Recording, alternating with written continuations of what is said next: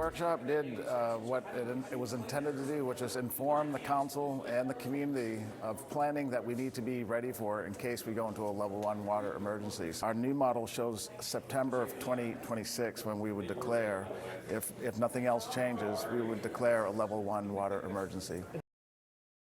Well, good evening, and thanks so much for joining us here. I'm Mike Gillespie. I'm Leslie Adamy. We begin tonight with our continued water coverage. City leaders releasing today a critical timeline for when we could hit the level 1 water emergency. Yeah, the September date that you just heard means that we would be 6 months away from not having enough supply to meet demand. Now, the update was shown during a water meeting involving the city's top brass. Prior to today, there were 5 different scenarios. And that is when we will also see tougher restrictions go into effect, including penalties for going over a fixed baseline for water users. Our Bill Churchwell joins us now with a look at other restrictions that could be implemented even before that timeline. Bill? Mike, Leslie, the proposed draft of the level 1 water emergency will impact everything from car washing to flushing motorboat engines to simply watering your garden and filling your pools. But starting this summer, you can already expect to see an impact at city pools and splash pads.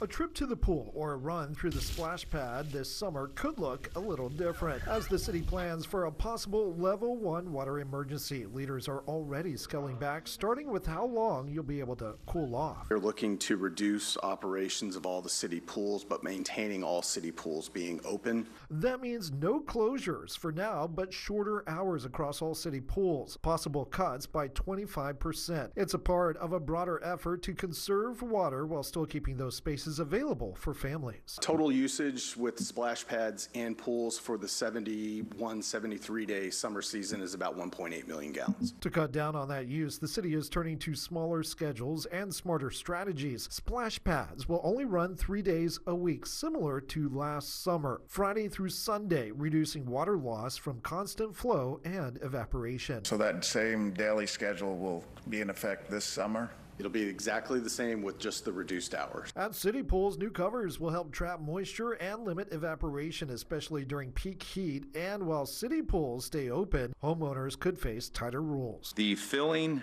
refilling, or adding of water to swimming pools, wading pools is prohibited except to maintain structural integrity. City leaders say it's a balancing act, cutting back where they can without cutting off access completely. Some will object to us having pools on. They may not have families. They may not know how important the swimming pools are for our hardworking families. Even the idea of closing public pools altogether was quickly met with pushback. One of them was to close 1 or 2 of the swimming pools, making sure, though, there was at least 1 in each city council district. But there was too much objection to that. It's not the family's fault. For council member Eric Cantu, keeping pools open is about more than just beating the heat. We'd rather have our children at the pools than on the streets. So bottom line, public pools are not going away, but the clock on them is shrinking. City leaders say these early cutbacks are meant to stretch the water supply before tougher restrictions kick in when we hit that level 1 water emergency. Right now, that level 1 plan is just a draft. So the final say could come within the next few council meetings. Back to you.